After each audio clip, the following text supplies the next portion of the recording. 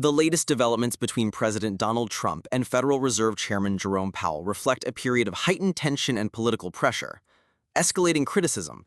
The Trump administration has intensified its public criticism of Powell, particularly over the Federal Reserve's refusal to cut interest rates as aggressively as Trump desires. Trump and his aides argue that Powell's stance is putting the U.S. at an economic disadvantage, especially compared to countries like China. Renovation controversy. A new front in the conflict involves accusations from the White House, led by Budget Director Russell Vought, that Powell mismanaged and misled Congress about the costly renovation of the Fed's Washington, D.C. headquarters. Critics have likened the project to a palace of Versailles and allege violations of federal building regulations. Resignation speculation.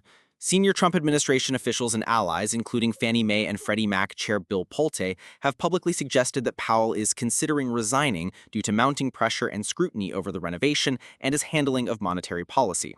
However, there is no confirmed evidence Powell intends to step down before his term ends in 2026, and some White House insiders insist he will stay. Fed independence. Powell has repeatedly emphasized the Fed's legal and institutional independence, stating that monetary policy decisions are based solely on economic data and not political pressure.